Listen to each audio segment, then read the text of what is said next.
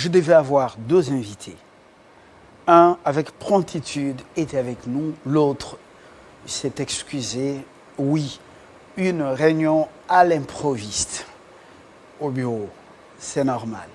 C'est lui qui a répondu avec promptitude à notre appel au regard de vos demandes, nombreuses d'ailleurs sur la toile et dans nos fun, vous demandez qu'on parle de ces choses pratiques. La formation professionnelle, valeur ajoutée à la qualification, comme me le disait autrefois, ici fois, Jean-Robert. Mais je reçois Alain Poutou, c'est pas Jean-Robert ce matin. Alain, bonjour.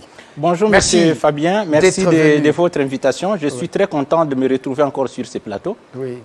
Alors, Alain, beaucoup de réactions par rapport à la dernière prestation. J'ai dit, waouh, le monde est interconnecté et les gens suivent les choses qui tiennent la route. Vous avez donné le numéro, vous avez été saturé par des appels, des messages de gens sont très intéressés par ce que vous racontez. Monsieur Lumbala, merci encore une fois pour avoir prévu qu'on se retrouve encore ici. Pour moi, c'est un apostolat. Ça, je vous l'ai dit, lorsque vous m'appelez pour que je vienne parler, opiner sur l'emploi, c'est vraiment un apostolat. C'est-à-dire ici, je ne viens pas comme un chercheur, moi je parle comme un technicien. Toutes les réactions que nous avons reçues de partout, c'est parce que les gens ont compris qu'il fallait qu'on parle tel qu'on avait parlé. Ce sont des choses, comme je vous ai toujours dit, que les gens ne comprennent pas. Parce que les gens finissent les études, comme nous l'avons dit, ces gens se retrouvent au chômage. Quelque part, on croit que soit il n'y a pas d'emploi, mais comment dans ces mêmes pays, les autres sont embauchés? C'est vrai, les communs des mortels ou certaines personnes vous diront que pour trouver de l'emploi, il faut avoir des parapluies, il faut avoir des relations, il faut que quelqu'un puisse vous propulser.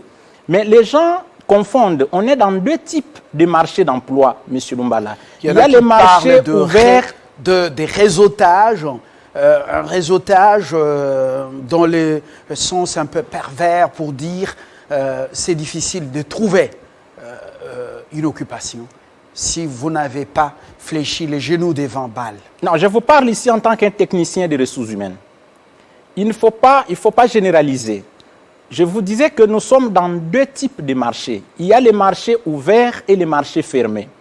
Les marchés fermés, c'est les marchés dont les communs des mortels continuent à dire que pour trouver de l'emploi, il faut avoir des relations. Je vais vous donner un exemple.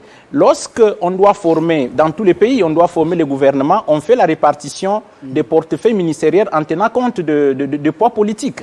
Et cela se suit aussi même au niveau de la répartition des entreprises. Vous comprenez? Donc, ce qui fait qu'il est difficile, moi, un technicien que je suis, qu'on puisse m'intégrer dans un cabinet ministériel sans que je sois, par exemple, du parti. Ce sont des cas isolés. Mais moi, je parle plus du marché ouvert, les marchés qui publient les offres, là où on trouve des opportunités du marché de l'emploi. C'est pourquoi, moi, mon message est plus focalisé sur les ONG internationales et les multinationales. C'est là qu'il y a des offres.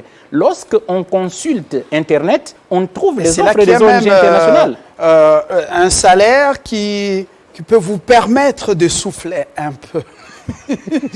Bon, c'est toi qui le dis. Non, tu n'as un pas salaire qui vous permet de souffler. Tu n'as pas Ça totalement vous permet de prendre votre congé et d'aller dans un pays à côté ou ailleurs ou loin d'ici. Ça vous permet d'amener aussi la famille. Ça vous permet également de payer les loyers et de manger, même si ce n'est pas satiété, manger quand même. Répondre à ça. Il y a des salaires, je ne dis pas des misères, salaires des soucis. Un téléspectateur m'a écrit, tout juste après notre précédent numéro, il me dit, mais M. Mpoutou, vous êtes un prophète de l'emploi pour la RDC. J'ai dit, comment ça? Il dit, non. C'est-à-dire, c'est que vous avez parlé sur Télé 50, c'était des révélations. Je lui ai dit, les problèmes, ce n'est pas des révélations, mais ce sont des techniques, des informations qui n'ont pas été enseignées à l'université. Parce que, moi je vous ai dit, M. Lumbala, le problème est celui-ci. L'université forme l'homme global. L'université n'a pas posé la question, l'homme que je forme va aller où? Qu'est-ce qu'il va faire après m'avoir quitté? C'est-à-dire, il n'y a pas eu un questionnement comme quelle filière pour quel emploi? Emploi, tout à fait. Parce que même à la maison, M. Lumbala, vous dites aux enfants au salon que pour devenir utile dans la vie, il faut aller à l'université. Mais vous n'avez pas circonscrit votre communication. Vous n'avez pas précisé aux enfants qu'il faut faire attention lorsque vous choisissez des filières à l'université.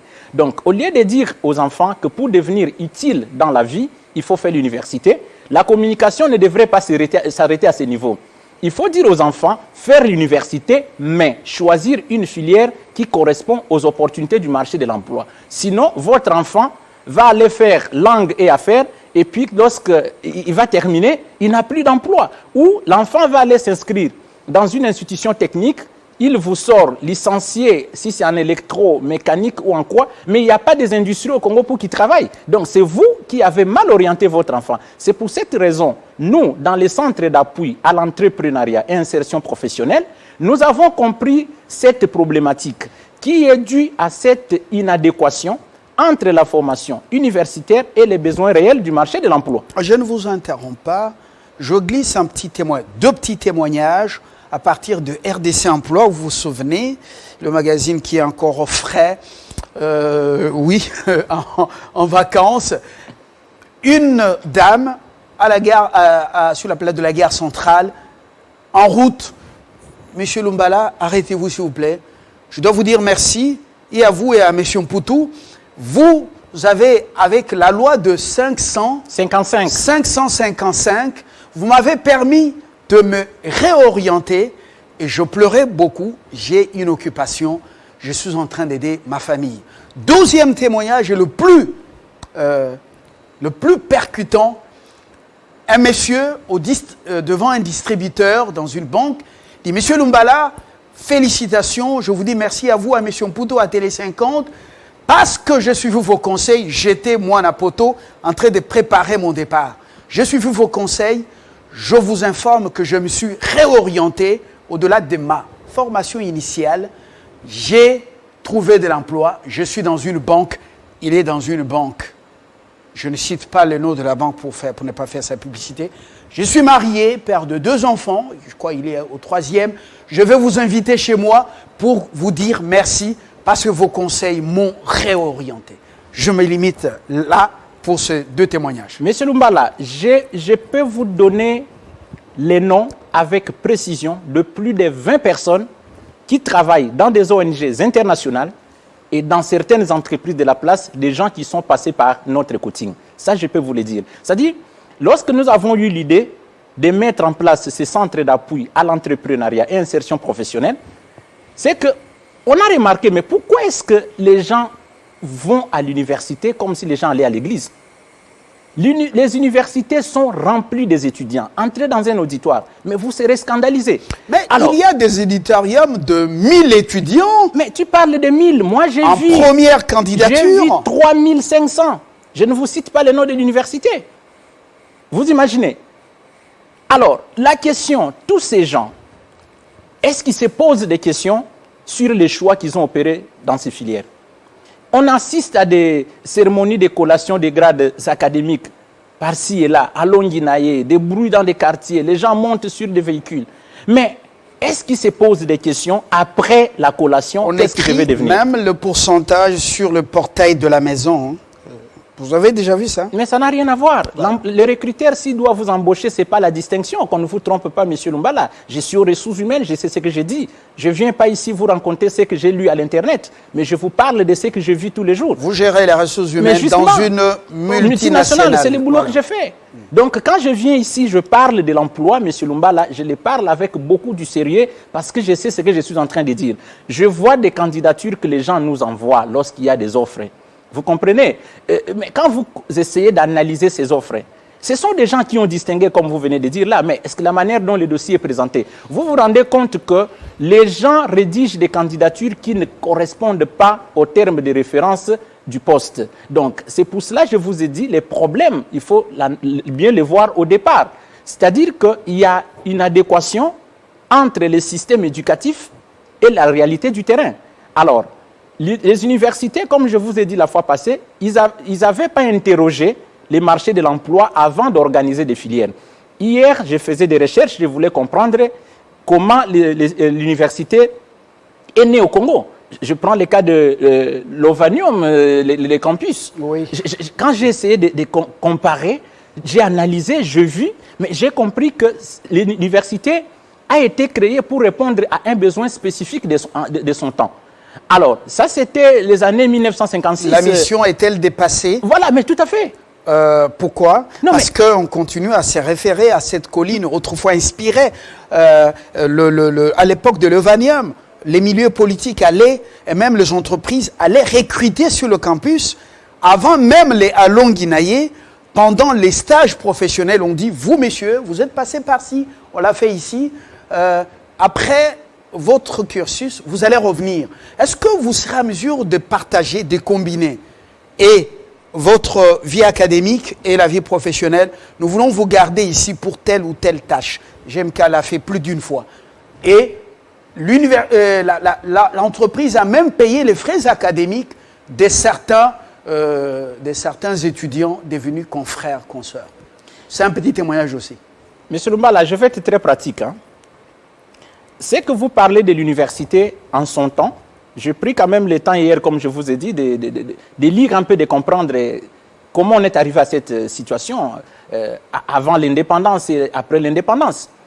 Tous ces gens qui étaient recherchés par les sociétés, parce qu'à l'époque, ils ont été formés par rapport à un besoin spécifique. Vous comprenez? On forme des gens pour répondre à un besoin. Donc, il n'y avait pas une raison que quelqu'un que vous avez formé par rapport à un besoin, que vous ne soyez pas à mesure de l'utiliser.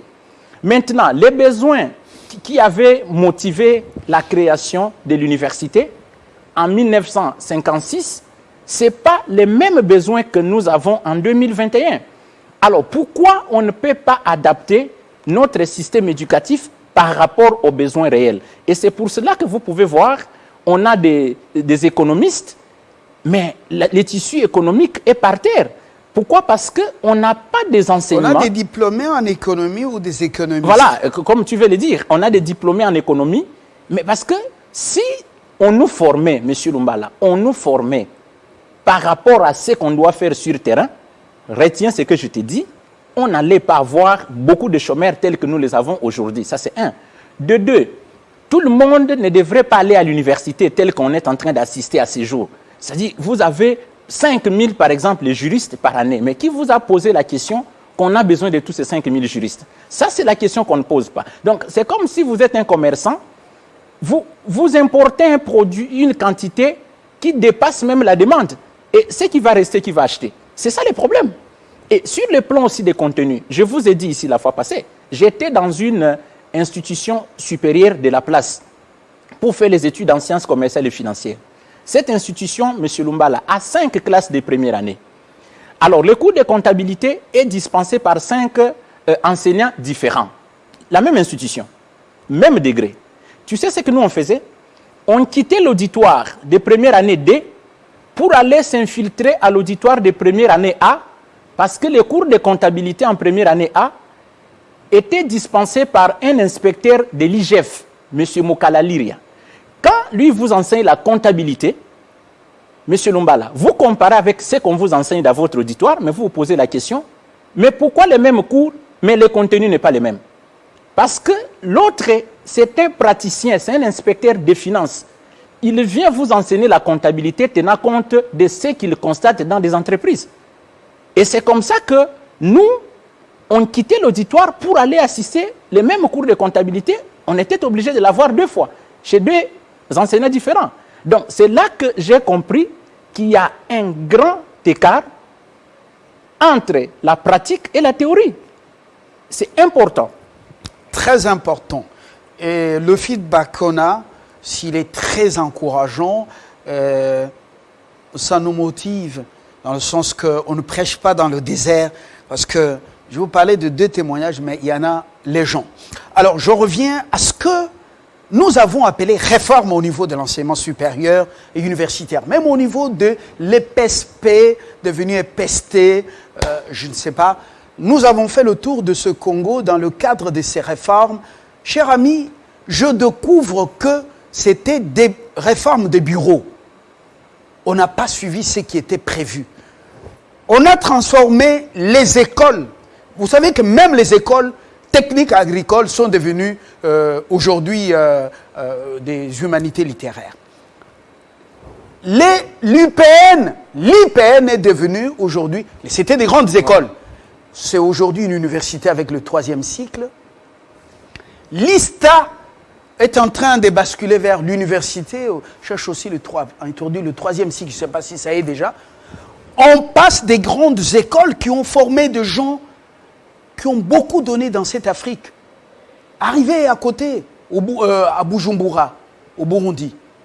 Ceux qui tiennent l'enseignement dans la capitale, regardez, des licenciés, des gradués, tout ça, sont sortis des grandes écoles du Congo. Et ce sont les meilleurs. On ne se limite pas à ce pays. Alors, est-ce que ça a été bien pensé ou ça a été une erreur grave? Monsieur Lumbala, c'est une grosse erreur qui a été commise. Je vous ai dit ici au départ, normalement, on crée un établissement d'enseignement supérieur universitaire, c'est pour répondre à un besoin. Est-ce que les besoins du Congo actuel, c'est de multiplier des universités? Est-ce que c'est ce qui va résoudre le chômage? C'est-à-dire que le problème n'a pas été bien... Bon, malheureusement, excusez-moi, M. Lumbala, le problème c'est que quand on est technicien, on n'est pas dans la politique, on n'est pas trop écouté. On a des propositions concrètes qu'on pouvait faire. Moi, je vous dis, M. Lumbala, les jours où j'aurai la possibilité d'être en face des excellences, Monsieur le ministre de l'Enseignement supérieur universitaire et son collègue de la fonction publique et celui de l'emploi, je leur sortirai une proposition pratique. Laquelle? Je vous l'ai dit. Laquelle? Je vous l'ai dit. Parce que moi, je ne comprends pas. Ces gens, en fait, même quand on parle de réformes, mais est-ce qu'on associe ceux qui sont dans la vie pratique? Nous avons la cartographie du marché de l'emploi. Nous travaillons. On sait ce qui se passe. Quels sont nos besoins et quel genre de profil que nous recherchons. Et pourquoi les gens qui postulent, je vous donne un exemple, vous allez trouver une offre d'emploi sur Internet, on recrute un logisticien chez Médecins Sans Frontières. Mais cette offre est vue par plus de 500 personnes qui sont à la recherche d'emploi. Vous serez surpris que plus de 200 vont postuler, alors qu'on va recruter une seule personne. Mais maintenant, ceux qui postulent, est-ce qu'ils savent d'abord comment présenter la candidature? Que doit contenir un CV? Que doit contenir une lettre de motivation? Comment analyser l'offre qui est en face de vous? On a besoin d'un licencié en économie. Vous avez fait la communication. Est-ce que c'est la raison pour vous de ne pas postuler parce que le diplôme exigé n'est pas celui que vous avez? Alors tout ça, c'est nous qui recrutons, nous savons qui est-ce que nous cherchons. Même si dans l'offre, il y a certaines exigences, certaines conditions, mais comment se fait le processus de sélection? Vous comprenez? C'est-à-dire, quand on interroge les techniciens auront la possibilité de dire aux universités d'adapter vos enseignements par rapport aux besoins du terrain. Autrefois, à l'IEC, après le graduat 3 ans, nous sommes dans le système traditionnel, on rentrait directement dans la vie courante pour exercer. Et après 2 ans, on revenait pour la suite, pour la licence. La licence. Est-ce que c'est maintenu ce système? C'était une bonne façon de faire des choses. Je me pose même la question, est-ce qu'on doit avoir quelqu'un qui a un master en comptabilité? J'ai appris aussi que le système LMD, vous l'avez aussi dans cette belle institution que vous venez de citer ici. Mais est-ce que c'était important? Regardez un peu. À l'IEC, on formait des techniciens. on a besoin d'un comptable. Comme l'IPN formait les techniciens d'enseignement à l'époque de feu Kadima Kamoulété et Kambaï Boaché et tant d'autres. Et les ISP qui deviennent tous aujourd'hui des universités avec 3e cycle. On se demande finalement, nous, où est-ce que nous allons? Moi, j'ai fait confiance à ce nouveau ministre de l'Enseignement supérieur universitaire. Je pense que les jours où j'aurai la chance ou la grâce de les rencontrer, en tout cas, beaucoup d'universités, on va leur retirer l'agrément ou l'autorisation de faire les 3e cycles, les LMD. Là. On doit rentrer dans l'ancien système. Ma mère a 79 ans, M. Lumbala. Elle a fait l'école d'apprentissage pédagogique. Les anciens moniteurs de l'époque. Ma mère me faisait voir ça la semaine passée, qu'à leur époque, lorsqu'elle faisait la pédagogie, elles ont eu des cours d'économie domestique. C'est comme ça qu'à son âge, elle sait faire les pains, tout ce qui est pâtisserie, boulangerie, la coupe et couture. Il n'avait pas de cours de... Voilà, tout à fait. Quelqu'un conforme comme enseignant ou moniteur, mais on l'apprend la coupe et couture. Vous comprenez? Alors que nous, ici, vous avez 22 cours en première année graduat. Vous avez les cours de mathématiques, vous avez les cours de l'histoire du Congo, vous avez les cours de philosophie, vous avez les cours de logique, expression écrite orale, vous avez les cours de méthode quantitative, vous avez maths fine alors que vous êtes étudiant en comptabilité. Quel rapport entre les métiers d'un comptable au bureau et tous ces différents cours-là que vous donnez à la philosophie vient faire quoi en premier graduat dans la formation d'un comptable, par exemple. Voilà. La philosophie vient faire vous comprenez? Étudier la philosophie des clients qui amènent leurs amis. Quelqu'un qui est étudiant en informatique, il a les cours de psychologie. Oui, mais non, forme la personne par rapport à ce qu'il doit faire. Ce que vous appelez, si c'est les cours de culture générale, mais envoyez les gens dans des bibliothèques. Je suis au Congo, vous m'enseignez l'histoire de l'Europe, je vais faire quoi avec? Est-ce que je ne peux pas lire les livres ou... Voilà, vous comprenez. Je vous dis que tout est parti de notre système éducatif. Et nous, les techniciens, nous insistons, et ça nous le disons clairement, les gens se retrouvent au chômage. La première cause, parce qu'il y a une adéquation entre le système éducatif et les métiers qu'il faut faire au bureau.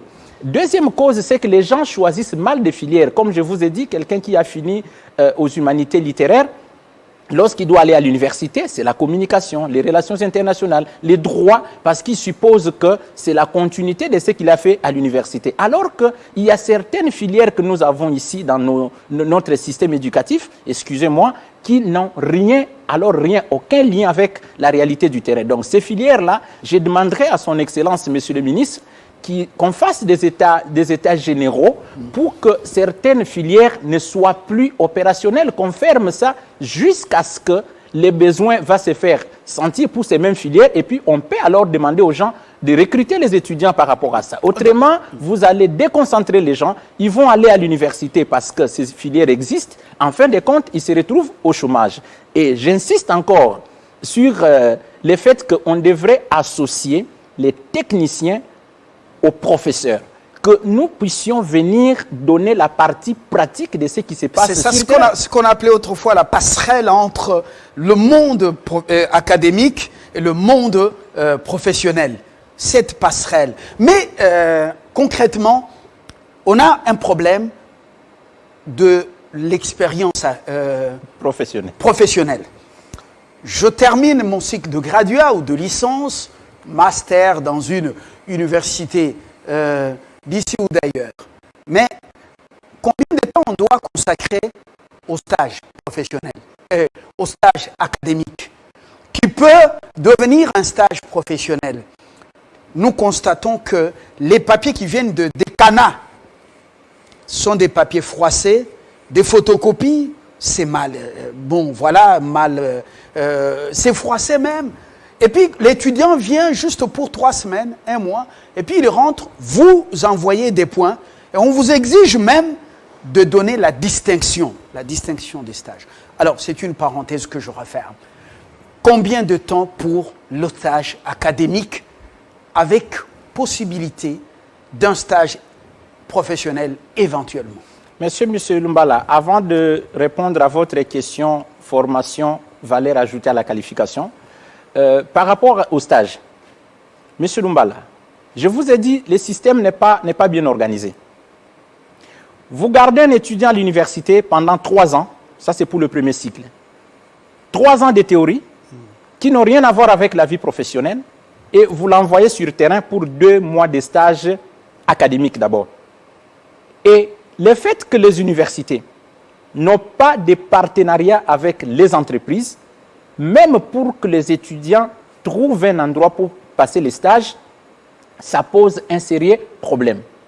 Certains étudiants se retrouvent dans des entreprises où on ne leur apprend pas le travail, mais ils passent tout leur temps. On vous envoie, achète-moi les unités, va m'acheter les coca, va voir si la maman qui fait les maléos a terminé, qui m'amène la bouffe. Et après, eux-mêmes vont vous aider à avoir un rapport de stage qui vont coter. Vous comprenez? Pourquoi? Est-ce que pensez-vous que 3 ans de théorie à l'université, avec 2 mois de ce genre de stage, quelqu'un va apprendre la profession? Vous me comprenez? Vous rentrez, on délibère, vous terminez le premier cycle, vous allez au second cycle, L1, L2, 2 ans, et vous retournez au même système, 2 mois de stage. Vous terminez. Posez la question à un licencié, si on doit t'engager aujourd'hui. Généralement, c'est 1 mois de stage. C'est 1 mois. Mois de stage. 5 ans de cours théoriques pour 3 mois de stage. Mais posez la question à ces jeunes universitaires. Monsieur, vous êtes licencié en économie appliquée. Si nous devons vous embaucher ici à Télé 50, vous serez embauché dans quel poste? Il ne sera pas en mesure de vous dire exactement dans quel poste il peut travailler. Pourquoi? Parce que sa formation n'a pas été adaptée à un besoin spécifique. Donc, c'est pour cela que, en tant que technicien en ressources humaines, je propose que le premier cycle soit réduit à 2 ans et qu'on ajoute 1 année de stage en entreprise pour que, au lieu de 3 ans de théorie, que ce soit 2 ans de théorie et 1 année pleine de pratique sur terrain. Après avoir terminé 1 an de stage, vous rédigez un rapport sur ce que vous avez fait, ce que vous avez vu sur terrain pendant 1 année. C'est alors qu'on pourra vous donner le diplôme de graduat. C'est ce que moi je pouvais proposer. Alors, vous avez le soutien du gynécologue obstétricien Kafunda Douala qui dit qu'il adhère totalement à votre projet, Monsieur Mpoutou. Bon, il aura peut-être un entretien avec vous en dehors du plateau. Donc, la fondation Odessa, qui est la fondation de leur fondation, de son épouse, que nous saluons, est en train de vous suivre et intéressé par ça pour la formation professionnelle. Continuez. Oui, donc c'est ça. Donc déjà à partir d'ici, on doit réduire le cycle de graduat, 2 ans de théorie et 1 année de stage en entreprise.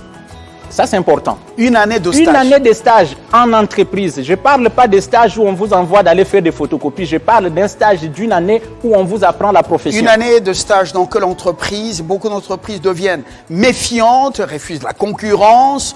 Et puis, ils refusent aussi un stage payé pour juste une prime. Et ils ne veulent pas être encombrés avec les gestes barrières. Votre machin de Covid s'est fait inviter dans ce domaine. Et puis, imaginez-vous, on a 1000 étudiants, 3000 étudiants dans des filières comme ça. Combien on va recevoir? Non, mais écoutez, monsieur Lumbala, vous parlez du Covid. Le Covid a commencé quand? Par exemple, en République démocratique du Congo, ce n'est pas depuis le mois de mars 2020? Moi, je ne parle pas de cette période. C'est ce qui devrait être fait. Ça, c'est important. Ça dit quoi? Même les universités, M. Lumbala, pourquoi ouvrir une université pendant que vous n'avez pas de partenariat avec des entreprises? Ce que vous enseignez aux gens, ils vont aller pratiquer ça où? C'est comme un étudiant qui est venu me voir, il est en agronomie, il sollicite d'effectuer un stage chez nous. Je lui pose la question, vous êtes dans quelle université? Pourquoi l'université n'a pas acheté même 2 ou 3 hectares au plateau de Batéké comme champ de démonstration pour la pratique professionnelle de ces étudiants? Vous avez une faculté d'agronomie, mais vous n'avez pas les champs. Comment on peut comprendre ça? Une université à qui on a donné l'agrément, on voit très bien qu'ils ont faculté d'agronomie, mais ils n'ont pas de champs. Comment on peut expliquer ça? Ça n'a pas de sens. Vous comprenez? Et puis, à part ça, M. Lumbala, le fait de réduire la durée du cycle d'études, Je vous ai dit, pour la partie du cours qui est confiée aux assistants, il faut prendre des assistants qui sont dans la profession. Vous voyez, vous recevez souvent un homme ici que j'apprécie beaucoup, un juriste brillant, maître Laurent Onyemba. Mais c'est un homme calé. Je me dis, vous voyez des gens comme ça, ce sont des gens qu'on devrait envoyer dans des universités pour qu'ils enseignent la pratique. À l'IGF ici, l'inspection générale des finances, on a combien d'inspecteurs? Si les entreprises font tout ce qu'elles font, mais ces entreprises ont des auditeurs, non? Ont des comptables.